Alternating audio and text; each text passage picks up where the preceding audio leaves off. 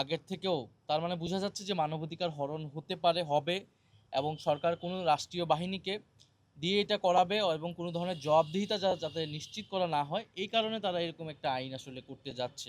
ফ্যাসিবাদী আমলের থেকেও একটা খারাপ আইন তারা আনার চেষ্টা করছে, যেটা আমরা মনে করি যে গণ অভ্যুত্থানের যে আকাঙ্ক্ষা, গণতন্ত্রের যে আকাঙ্ক্ষা, সেই আকাঙ্ক্ষার পরিপন্থী। গুমের আইনকেও তারা এরকম দুর্বলতর করে হিসেবে আনছে। পাশাপাশি মানবাধিকার কমিশনের যে বাছাই কমিটি, মানবাধিকার কমিশন যেভাবে নির্ধারিত হবে, সেটিও তারা সেখানে সরকারি মন্ত্রীদের প্রাধান্য দিয়ে একটা বাছাই কমিটি যেটা করছে, যেটাও নিরপেক্ষভাবে বাছাই করবে না। অর্থাৎ যাদেরকে জবাবদিহিতা করার জন্য এই কমিশন, সরকার বা নির্বাহী বিভাগকে, তাদের দ্বারাই এই বাছাই কমিটি আবার তৈরি হবে।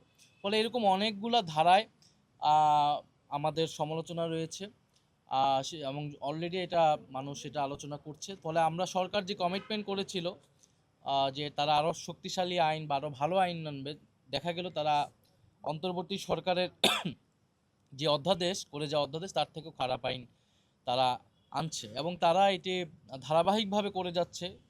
বলে জুলাই সনদ অক্ষরে অক্ষরে পালনের কথা বলে তারা সম্পূর্ণভাবে উল্টো পথে হাঁটছে, এবং ফ্যাসিবাদী আমলের থেকেও খারাপ আইন তারা তৈরি করার চেষ্টা করছে।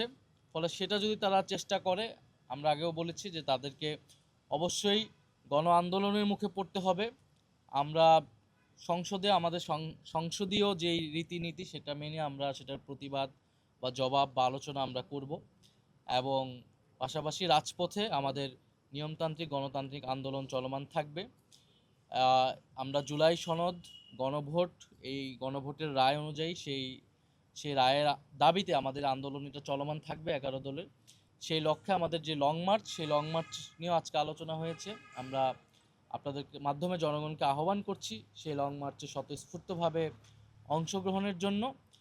এবং এই দেশে এই মুহূর্তে যে বিদ্যুতের সংকট, গ্যাস সংকট, আপনারা দেখছেন মন্ত্রীরাও যখন কথা বলছে বিদ্যুৎ চলে যাচ্ছে, এবং তারা মুখে আবার বলার চেষ্টা করছে ইনিয়ে বিনিয়ে যে দেশে আসলে সংকট নাই, অথবা বলতেছে তারা কোনো কিছুই করতে পারবে না। এবং আরেকটি সংকট যুক্ত হয়েছে, সেটা হচ্ছে সার সংকট। সার সংকটের কারণে আমাদের কৃষকদের ভোগান্তি তৈরি হচ্ছে। ফলে এর মধ্য দিয়ে তারা আবার এই ধরনের ভিন্ন আইন পাশ করার চেষ্টা করছে।